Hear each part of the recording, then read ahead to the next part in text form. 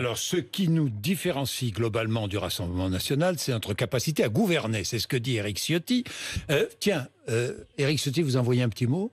Non? Non, Éric Ciotti. Message, non, Éric Ciotti, je lis ses messages, vous savez. Oui, il y a encore des gens vertébrés dans ce parti. Je pense à Éric Ciotti, je pense à Guillaume Pelletier, je pense à Nadine Morano, qui, dans ce naufrage... Lisnard.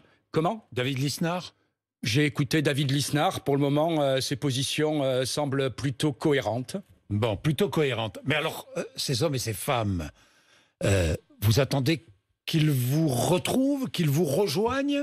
Vous leur lancez un message ce matin? Est-ce que vous pensez qu'il est possible qu'Éric Ciotti participe à votre majorité?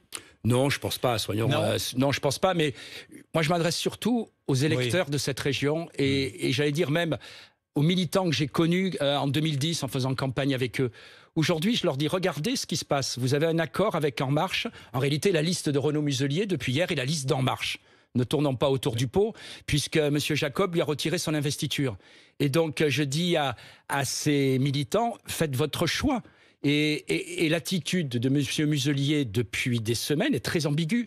Mercredi dernier, sur ce plateau, M. Muselier expliquait jamais de soutien d'En Marche, jamais d'accord d'appareil. Qu'est-ce qu'on voit dimanche?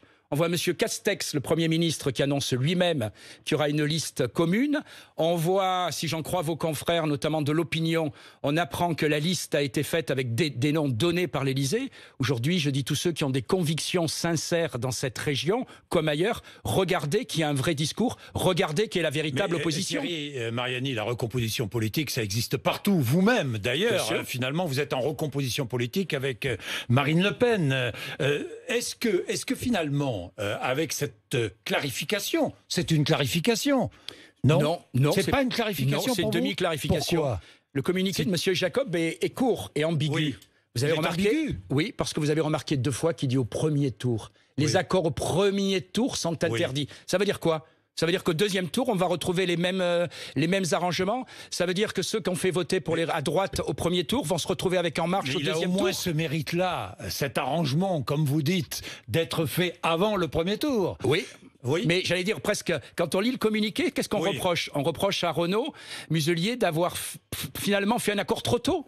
Voilà, moi j'aurais voulu que M. Jacob écrive, pour être clair envers les militants, jamais d'accord avec En Marche. Or aujourd'hui, on sait très bien qu'il y aura un accord dans certaines régions au deuxième tour et que le seul mouvement d'opposition, c'est le Rassemblement national. Donc jamais d'accord avec En Marche et jamais d'accord avec le Rassemblement national, quoi. Et ça, c'est ce que vous aimeriez? Non, moi je dis tout ça. Non, parce que je le répète. Donc un accord avec le Rassemblement national. Je rappelle que Marine Le Pen. J'attends d'abord une union des électeurs qui veulent un autre programme.